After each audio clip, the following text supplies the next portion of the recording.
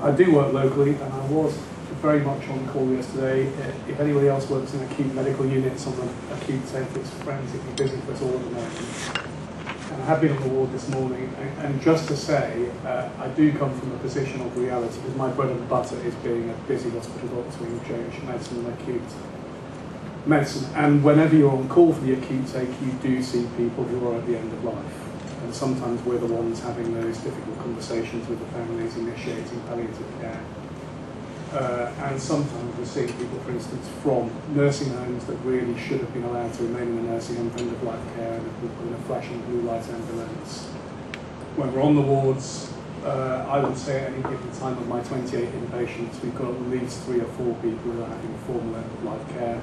We have an absolutely fantastic service at the Royal Broxton palliative care team. I don't really set any store by what the CQC say, but for what it's worth, the CQC said they're an outstanding team.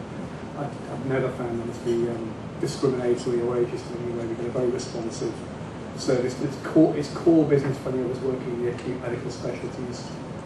And of course, we also have the interface at the back door when we're trying to get people home for end-of-life care. I think it's a very important message that however much advanced care planning you do, people will die in hospital, and I often offer people the choice to go home and have end-of-life care at home, or go to a care home or hospice, and many of them freely choose to remain on the ward, because often you don't know the end of life until they've come in. I mean, I've got a man on the ward at the moment with acute renal failure because of cardiac failure that nobody would have necessarily anticipated was going to hit that stage of his illness.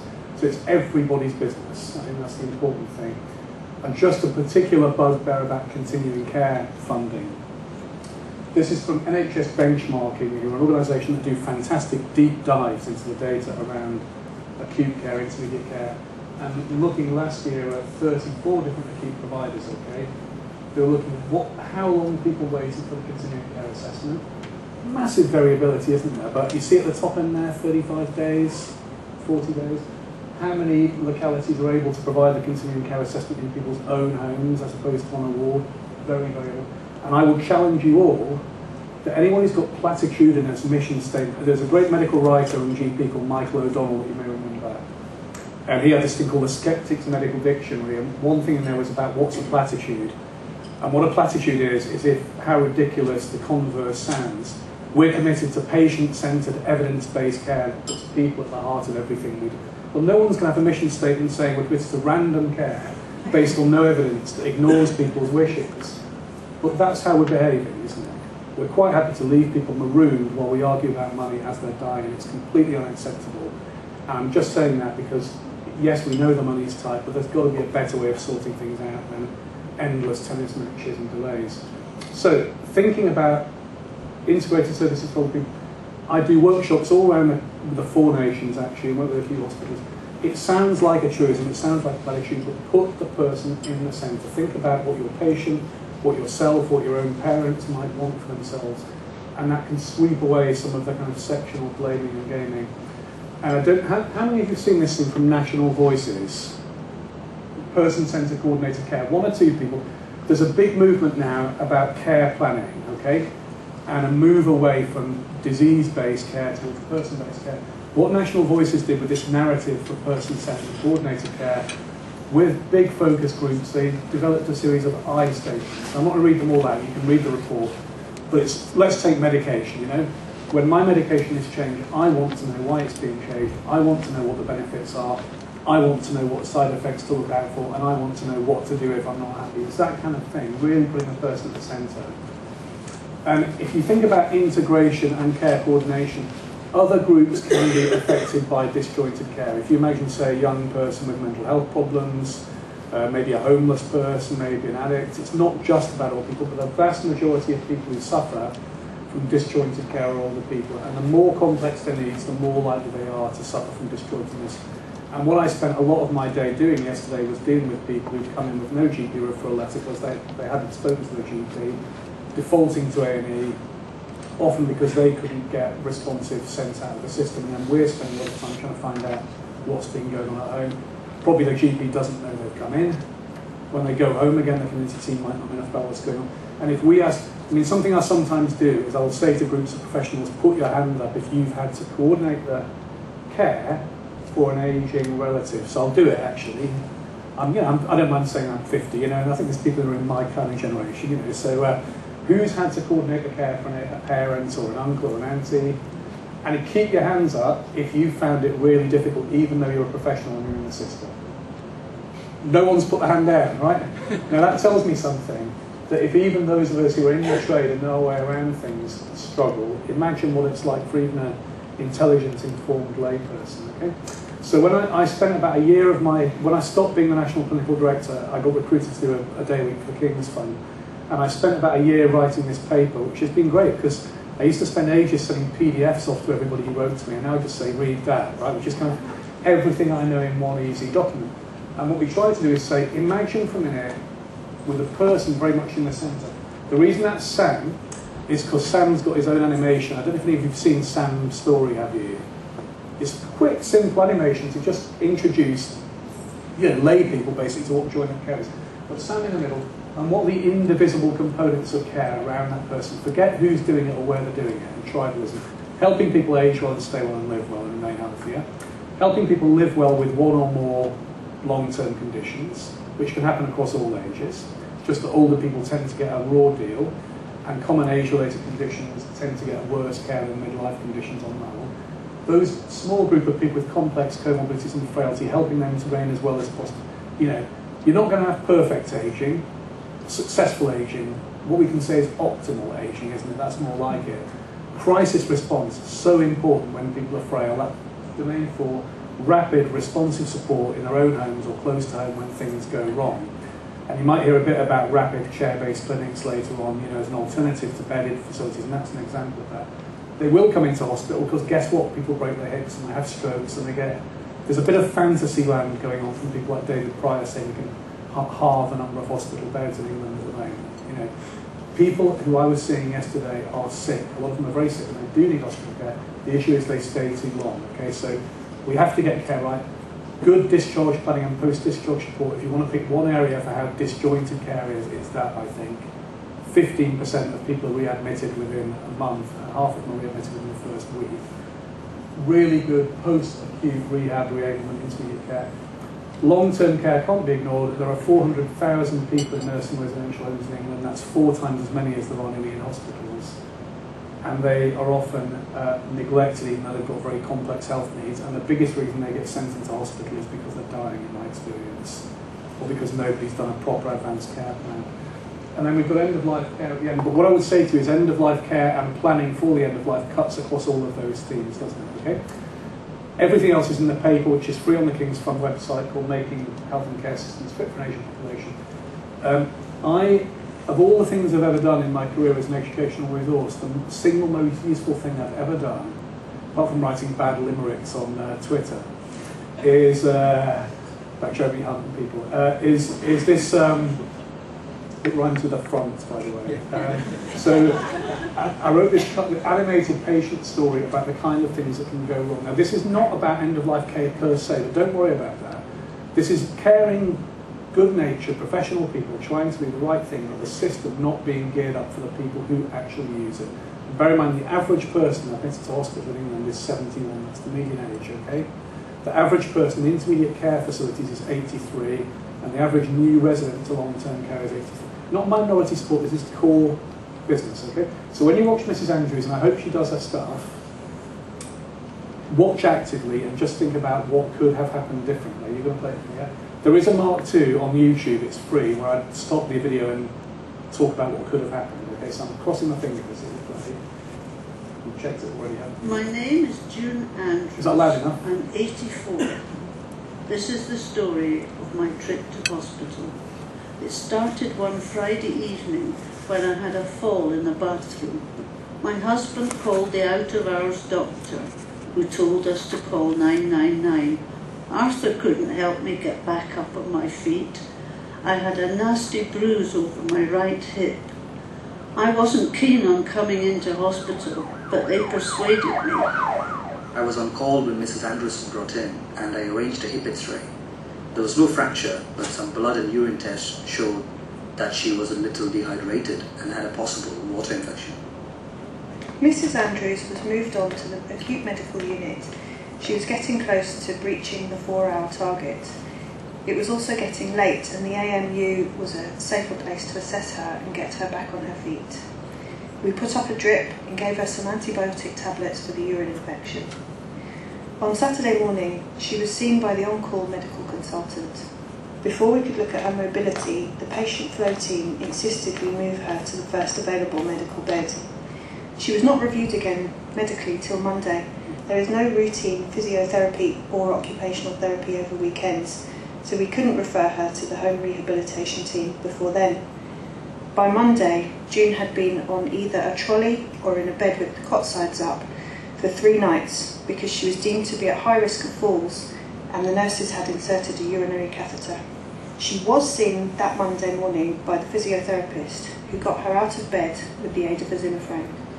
My home ward is in the elderly care unit. We do our best to provide a regular liaison service to other wards, although we wish the doctors there had more knowledge about managing older patients. The ward doctors and occupational therapists made a plan to get some more information about June's usual abilities and past medical history. I'm June's husband. On Monday, I was able to get back into the hospital to see her on the ward. I told the ward doctors and nurses that June had been getting more unsteady recently, had suffered another fall, and that her memory isn't what it used to be. The review team discovered that her blood pressure was dropping very low when she stood up, postural hypertension. It often leads to falls and faints in older people. We stopped a couple of her cardiac medications to try and solve this problem.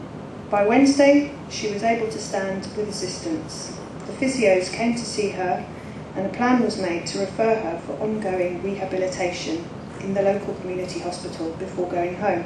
But not for the first time. There were no community beds, and by the 10th day of June's admission, the cardiology ward desperately needed beds for acute cardiac patients, and she was moved to a winter escalation ward. After all those moves, Mrs. Andrews had become confused and agitated. She had another fall, sprained her wrist, and now she required 2 nurses to transfer her from bed. June spent increasing time in bed with the cot sides up. By day 12 of her admission, the community hospital phoned back saying that she had no rehab potential and should have a care package instead. She was referred to social services with a target discharge date for Friday, but the package couldn't be put in place till the following Tuesday. She went home with a 3 times a day care package, but with no clear diagnosis for her progressive memory impairment and falls. 7 weeks after her discharge from hospital, June had fallen twice more. Her memory was worsening and Arthur was becoming stressed, concerned and exhausted. June ended up being admitted for respite to a local care home. Mrs. Andrews never got back to her own home after her respite. We should have more care and support for older people like her outside hospital, and those services need to respond much earlier to people's needs. But the way we treated her in hospital and our difficulty getting her back on her feet and home again didn't help. With so many frail older people coming into hospital, we have to get this stuff right for everyone. We can come out there. It's a bit harrowing. That has been used by a lot of non-exec directors and boards of trust to just focus people's mind. And for those of you working in the community, a lot of that story is actually about what happened or didn't happen outside hospital. Hold the thought. Right at the end of the talk, I'll come back. But if you're interested... My name is June. No, don't play June again. Don't make a fool again. If you're interested, it's free to air on YouTube. Well, I'm dead on that. Yeah, that's my me day talking about what you're job. about. Yeah, get rid of me. I don't want to sell. I spend my Maybe go working away. life looking after often very acutely ill, frail older people. Yeah, but don't need to front hear door of the hospital all the way through Bloody hell. discharge and out into the community. And for the past year or so, I've been one of the members of the health. Right, okay, good. Yeah. So let's just get back into the next slide. Right, so hold the thought about what could and should have happened to her, because what applies to her could apply in end-of-life care as well, and there's big overlaps, like I say. So, first thing about ageing, okay, it's actually quite good news for modern medicine and for society, isn't it? This is what happened to common killers over the last century. With the exception of cancer, you can see that the big killers, respiratory, circulating infectious disease, are all falling dramatically. I qualified in '89, and I would have seen quite routinely blokes my age dying from heart attacks in the common UK, for instance. Well, the incidence of acute coronary syndrome is going down. We've got better preventative intervention, better curative intervention. You don't see it anymore, do you? Cancer is an interesting story. But ageing is actually a success, not just for medicine, but for prevention, for public health, for society. And so this is what's happened. Killer facts, I like my killer facts. When the NHS was founded in 1948, 48% of people died before they got to 65. Okay? And it's about 12% now. So we've geared up hospitals and medicine and specialisms around people with one thing wrong with an often short-lived episodic illness. And that applies to an extent across primary care, but very much across secondary care. So you've got this elongation of the survival curve. And if you look at the projections, which are the same across the Western world, this is what the curve looks like, the oldest old or the fastest aging demographic. If you are a doctor or a nurse or a therapist or a social worker and you're training this year, you're training with the youngest group of people you'll ever see. And if you don't want to look after old people, get out now would be my advice, because geriatric obstetrics is the next coming thing. You can already live 2 decades on average if you're 65. By 2030, it's going to be 88 for men and 91 for women on average at 65. That's a long time post-conventional retirement age, isn't it? And that has big implications for carers. There are 6 million carers in the 4 nations at the moment, most of them caring for an older person. 1.5 million of those carers are themselves over 65. And as you all know from your clinical practice, many of those carers are not in the best health themselves, and very few of them get any statutory support. So I always say to people, it's older people and their carers at every turn, you know. And the carers are absolutely critical to helping keep people at home and help get back in. There's a campaign called the Johns Campaign about carers on the wards. And on my own ward, we abolished visiting time last year. They can come whenever they like. We invite them and encourage them once the ward. But the other thing about ageing is the workforce. Okay, you'll know a lot of doctors are taking early retirement at the moment while they still can. It's a real struggle to attract the workforce at the moment. People are going to have to work longer because of pensions. It's a big issue in national policy. Where's the money being spent? Really important if you look at this. We've got huge financial crises across the NHS. Social care has had its funding cut by 40%, with about 800,000 people right now with substantial care needs not being met. ITN tonight will be a documentary about that. The money is being spent on older people. This is, if you look at over 85s and every other age group by comparison, acute spend, but there's a similar graph across all the different sectors, okay? So you won't solve the financial problem without sorting out older people. Now, it's interesting about, I mean, I've relentlessly advocated against ageism and age discrimination and negative depictions of older people. However, it's the very definition of unhelpful when you try and even talk about age and services for older people. People jump down your throat saying, as happened to me on Twitter last night, there's lots of sprightly 8-year-olds in there. Not every, you know, the idea that if you even show signs of aging, any signs of frailty, then you're subhuman, you cease to have human value. We have to be realistic, okay? So realism, first of all, calls for intelligent language about this. I've written quite a bit about this thing called the Geriatric Medicine Profanosaurus that I wrote. You can find it on the web, about banned words and phrases. I wrote in the BMJ about minding your language. But all this stuff about the grey tsunami, the ticking time bomb, the burden of aging, you know, the floodgates opening, you know. And what you tend to get is older people are either completely invisible or they're skydiving grannies, aren't they? And there's no realistic depiction, you know. People have to look young, act young, behave like young people, or they're not allowed in public life, basically. And we need realism. You go and watch David Attenborough, he flirts with all the females on the telly, doesn't he? And he's still very bright, but he shuffles on because he's got frailty and sarcopenia. So we've got to move away from ageist language, and then in services, bed blockers. I have to tell so many people in the media, do not use that term.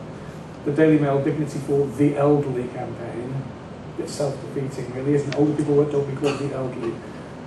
So we've got to move away from these unrealistic, skewed depictions, because most people actually are in good nick. Okay, if you look at the big cohort studies there, about 2/3 of people over 75 will say my health is good or very good. 2/3 say I don't live with a life-limiting long-term condition. And it's because people learn to adjust, don't they? Yes, they've got some arthritis and some diabetes, but it hasn't just arrived on their head from being 20 to 75, has it? And most people, as long as they can stay engaged and connected and active, still enjoy life, and that age group is actually the highest self-reported happiness levels of any age group. And if you look at net contributions to the economy with grandparenting and caring and volunteering, older people are not necessarily a burden. Okay, so I'll just park that thought before talking a bit about ageing and illness. This is 3.4 million people in the central belt of Scotland from the Scottish School of Primary Care study, looking at how many long-term conditions are living with them. There's very similar data in England now from Age UK and from Kent and so forth. It is the norm for people to live with multiple long-term conditions.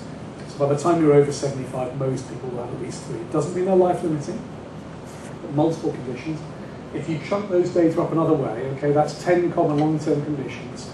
How many people with one of them just have one of them? Very rare, okay? So if you were to go on the dialysis unit at the Royal Berks, you'd find people with 7 or 8 comorbidities on the list. And yet we've designed both the duration of GP consultations, the evidence from clinical trials, QOF points, hospital specialisations and so forth, largely around single organ entities, haven't we? And that's not modern medicine. Of course, if you have an asthma attack, you want to see the asthma specialist, of course you do. But we've got to change the offer for multimorbidity. And with multimorbidity comes polypharmacy. I was on with Dr. Simmons last night, my gastro colleague, who's equally expanded as I have, you know, since we're at medical school together. And he was seeing a patient with 28 medications on the chart last night. That's an all-time record. But the average care home resident is on 10 meds, and a lot of them are totally unnecessary. They're taking a bisphosphonate, they're not safe to take because they can't sit up. They're on a diuretic plus Flomax plus oxybutynin. All of them can be stopped. You know, they're anti-anginals even though they never move. Okay, but if you look, 10% of people over 65 in England are on 10 or more medications at the moment, because again we've not geared our offer up around about multiple diseases. And these are some prevalence figures I've taken out of a recent study from Age UK. So they'll be published next week, so don't share them around too widely. This is on general practice records in England, how many people have diagnosed dementia. Now we know there's quite a lot of undiagnosed dementia. I've been seeing it this morning on my ward round, okay? People who hit the hospital in crisis with undiagnosed dementia. But if you're a woman over 80, it's about 1 in 4 people. Dementia travels with people, okay? So 1 in 4 hospital beds right now has someone with dementia in that bed. It travels with people, and we have to be not just age assumed, but dementia assumed. And if you have vascular dementia, on average, from diagnosis to death, it's about 2 years, 2.5 years. Dementia with Lewy bodies, it's less than that. So dementia counts when it comes to advanced planning. This is recent cancers, okay? This is cohort stuff from last year in the UK. By age, how many people have had a cancer diagnosed within the previous 5 years, okay, by age group? A lot of it about, isn't there? And that's an opportunity to have a discussion about end-of-life care and planning.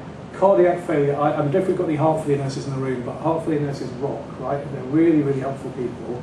They really do help people at the interface, and there's a good evidence base behind them. I love cardiac failure nurses. I just wish they wouldn't insist on everyone having an echo before they'll see them. But if you see there, cardiac failure carries a poor life expectancy. There's a lot of it about, okay? And the average person in a heart failure trial is a 57-year-old man. The average person with new heart failure is a 77-year-old woman. So I've just picked those out as examples of old people with long-term conditions. Mobility. You must gear up any offer in health and care services for people who have got some functional impairment. Because if you look at self-reported mobility problems, the average woman of 80 requires all of her leg strength just to get out of a chair, a healthy person, okay? So people will have mobility problems, and it travels with them. And then frailty is really important to talk about. If you ask the BGS or geriatricians, what is it that we do, they'll say we offer comprehensive geriatric assessment for people who are frail. And we did a lot of work with Age UK recently called Fit for Frailty, if you're interested. And we discovered that old people don't like the F word. They don't like falls either, by the way, because of the connotations. But the thing is, frailty is something we understand. And just to illustrate, the green line there is a fit, younger person above the coping line. Very simple experiment. Who has ever seen a 40-year-old woman who's got cystitis or pyelonephritis presenting with a fall or delirium? No. I mean, if you've got falciparum malaria or you've got a fat embolism and a very low oxygen, you might get delirious if you're young. Only old people present, old frail people with falls or delirium from the UTI, don't they? They're just above the coping line and a puff of dust will blow them over. And crucially, they often don't regain their former independence. So you think back to Mrs. Andrews, 1 week in bed if you're over 80 and you'll lose 14% of your aerobic fitness and 10% of your muscle strength. Bed rest is a disaster, okay? Frail people. And if you're interested, there's a clinical frailty scale being used by NHS England and others, pictorially represented. They're using this with Manchester Ambulance Trust now, actually, about some work around frailty.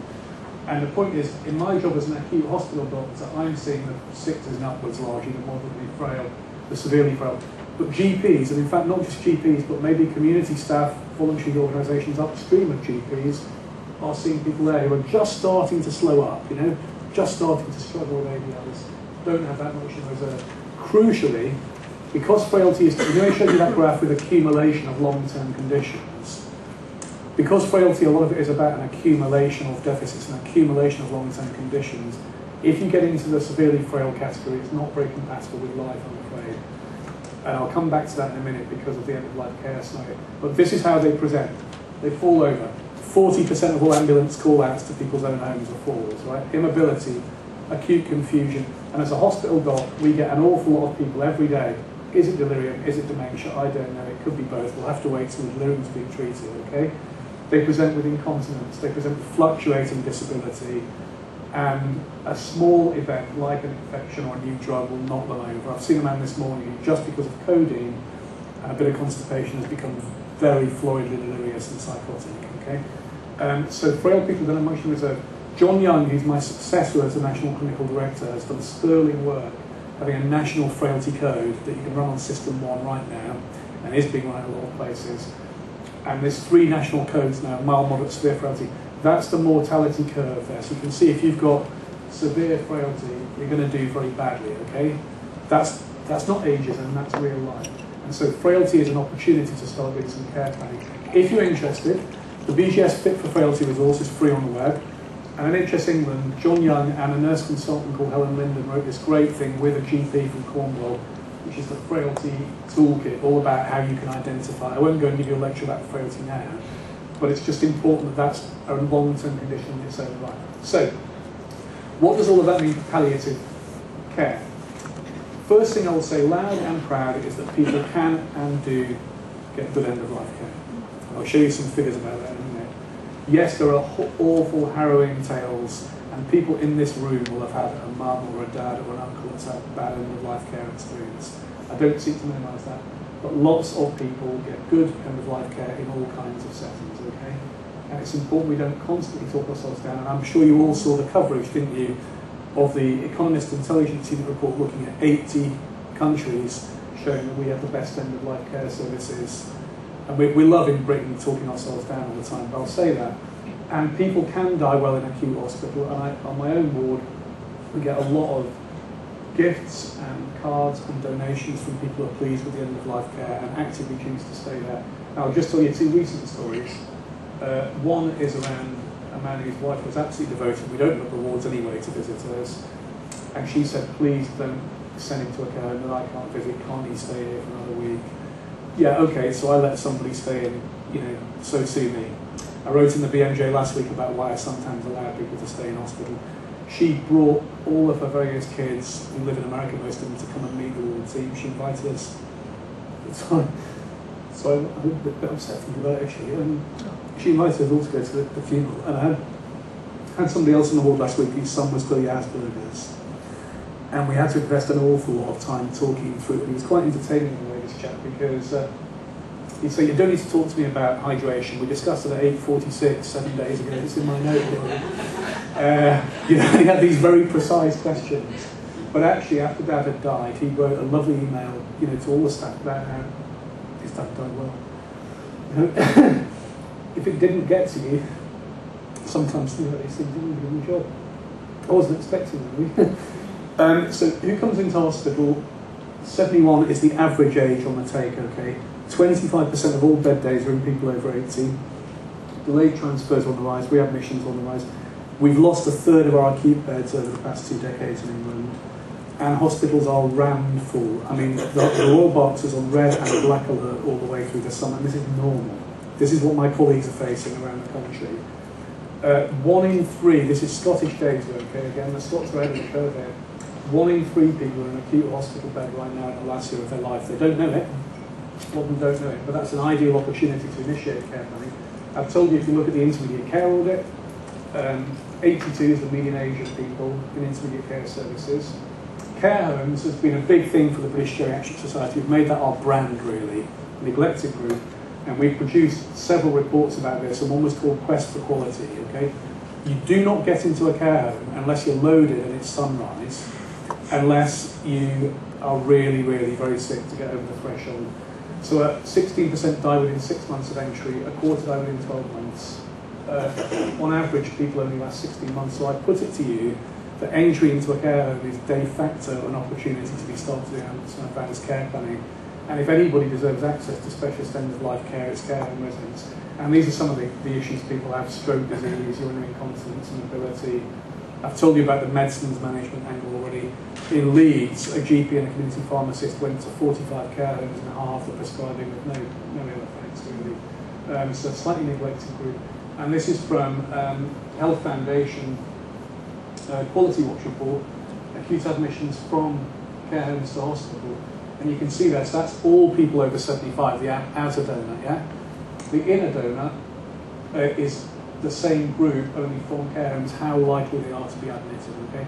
And it is tragic seeing people put in flesh and blue light ambulances to a disorienting environment of the A&E department, the acute medical unit, and onto a ward completely avoidably in many cases. Of course they should come in when they've got a broken rib or something. So the British Geriatric Society produced, with lots of GPs on board, lots of commissioners on board, commissioning guidance for care homes and what good looks like. And you can go and download that for free. But a big part of that was care planning, proactive care planning when people hit the care home. The weakest link in the chain will always break when it comes to care plans. I'm sure Barbara will probably agree with that. It doesn't matter how carefully you've done the care plan. If the minimum wage care assistant decides the person's not right, they'll call the ambulance and it'll all fall over. So if you're going to do care plans in care homes, you've got to have everybody fully signed up to it so the staff feel enabled to keep the person there. Right, so some good news about people doing good stuff. Have you all seen this thing, which is the National Voices survey of bereaved people? Do you all know what I'm talking about there? About 23,000 people in the last cohort. And I don't know how you can read the small print, but 3 of 4 people, bereaved people, rate the quality of care as good. 7 out of 10 people whose relative or friend died in hospital even regarded the care as good or outstanding, and so forth. Although one case of bad care is one case too many, we're not doing badly for a lot of people. And if you look there at the pie chart, I've just picked out a couple of charts there. Most people are saying the care is good or excellent. Considering this is the most traumatic thing that could possibly happen, the death of a parent, the death of a spouse, I think that's not bad. I mean, if you did that for your experience of being arrested, you know, I don't think you'd quite get 2/3 of people saying it was a great experience, would you? So, and then by place of death, basically, hospices and own home have an advantage in terms of what's outstanding in the hospital. Even in the hospital, people are relatively happy. If you break these figures down, actually, in the survey, hospice does best for control of symptoms. People like their own home best for dignity, but some of you will have seen people who really feel are struggling to get adequate, responsive support for pain relief in their own homes. And then if you look at the staff people encounter, okay, so if you're a district or community nurse here, you're doing pretty well. 44% of people think you're outstanding. Hospital doctors, hospital nurses, about 40%. I don't know why they're giving GPs a bad rap there. Only 30% outstanding, you know, but urgent care you'd expect, wouldn't you? The last thing you want at the end of life is to be blue lighted into an overcrowded ICU department. But the news there is basically most people are happy with most of the professionals. And then the other thing to just point out is palliative care has tended to focus on cancer and not non-cancer. I have no complaints at all where I work. The palliative care nurses will see whatever's wrong with you, but it's a bit of a proxy for discrimination against old people, isn't it? If you get a worse feeling dementia or worse feeling heart failure than you do with cancer. I think it's maybe because with cancer diagnosis, there's going to be a whole apparatus of support around you through the illness that will lead naturally to palliative care. Just to say that if you want to hear the rough end of the stick, if you read the Ombudsman's report, they're dying without dignity, there are some pretty harrowing tales there of when it goes badly wrong. I have a lot of people write to me with personal stories about what's gone on, as if I've got any power to intercede. I can only kind of go through some of these things with them. Have you all seen this thing called the NHS Atlas of Variation? Yeah, the right care, the only good thing to come out of the Department of Health QUIP programme. because none of it really saved any money. I think Quick should have been called TURP, which was tariff deflation, unemployment, and restructuring, something like that. It was all to do with pay freezes. But that's how many people are able to die, like percentage of people able to die in their own place of residence, including a care home rather than hospital. Big variation, okay? And you're probably trying to pick out now Oxfordshire or Buckinghamshire on the map, But the point is, what one locality can do, another locality can do, so we can all do a bit better, really. So finally, just a few bullet points about some solutions here. If you're going to make a diagnosis of something like heart failure or cancer or dementia, use that as an opportunity to start the conversation. You've got to face up to these things, and that can include severe frailty. And there's lots of guidance there from Gold Standards Framework, the RCGP, the Coalition for Collaborative Care. You've got to think about mental capacity, because I'm in a terrible bind a lot of my time when I'm trying to make decisions about nutrition, hydration, resuscitation, and there's no advanced decision, there's no welfare attorney, I'm having to do best interests. So initiate those things. You've got to have enough funding and responsiveness in community palliative care if people are really going to be able to die in their own home. Care homes matter. People die in care homes, and we can't have them cut out of the story. Look at everyone's interested in admission, prevention, length of stay, patient flow. There's no shame in talking about that. So look at the impact of doing that well on bed occupancy. Involve carers and people in the design and the education. Not tokenistically, but really listen to the feedback. You've got to have quick access to palliative care. Put people's wishes at the centre. We medicalise people, don't we? Well-meaning professionals, me included, medicalise people. Can you do the stairs? Can you take your medication? Can you transfer them off the bed? Yes, you can go home. Not what really matters to you in this, which may not be something you've even thought about. We can't shy away in hospital from DNA, CPR and difficult decisions. People need more understanding about mental capacity and best interests. And nutrition and hydration causes me major grief in my job, because a lot of the public are very, very concerned about what they've read in certain papers about starving to death and dying from dehydration and thirst. Culturally sensitive end-of-life care is really important, isn't it? And you have to have some training about what belief systems may be and what people might expect. And it should be age-attuned and non-discriminatory, so older people get the same deal as everybody else. Golden baton of blame. It's not us, it's them, right? We have to work together, we're all in it together. So I was lecturing in Canada a couple of years ago, and they had a women's street safety campaign called Walk a Mile in Her Shoes. And this is the muscular Edmonton cops who seem to spend all day in the gym, from what I can see. I don't know why they didn't just wear sensible nursing shoes with Velcro on them and silver stilettos. But the point is, unless you've been in that residential home at 1 o'clock in the morning with a patient's daughter standing over you saying, "Mum's got to go to hospital," unless you've been the GP on a Friday night on a domiciliary visit, don't go chucking blame at people. Try and understand what other people's jobs involve, really. That's how to contact me. And for those who don't know, that is Pooja Singh, the world's oldest marathon runner, who has a running club called Seeks in the city. And next to him we have the rascally Buster Martin, who got disqualified from London Marathon for pretending to be a year older than Pooja by manipulating his age. I will stop there, and I do always try and respond to emails. I'm here for the rest of the afternoon. Okay, thanks. I'm not prone to tearing up, really. I'm a man feeling heart, but I had no idea I was going to get upset talking about those patients. I'm sorry about it, but I think the minute you stop getting upset about people, you shouldn't be in the job, really. So apologies for that. We don't like shows of emotion, but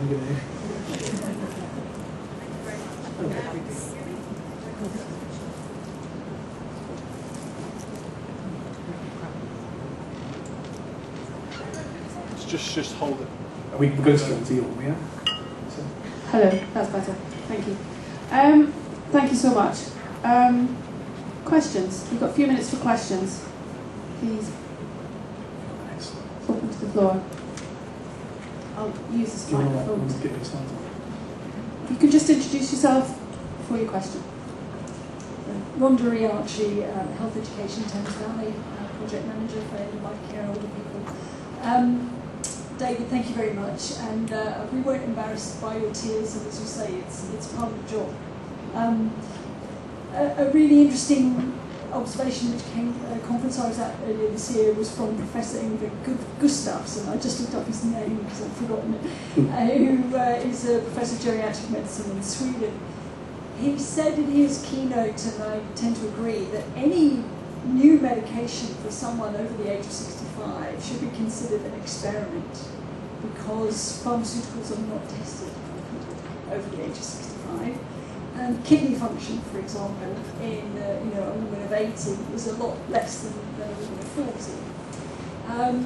Would you like to comment on that? And I'm very interested in the observation that you made about the consultant needs to halve the medications. I think he's taking a slightly devil's advocate extreme view there, isn't he? Because there is as big a problem about older people being undertreated for perfectly reversible and treated conditions and therapeutic nihilism, where if you look at cancer survival rates, for instance, compared to the rest of Europe, one of the reasons we do badly is because we don't offer people treatment that could work.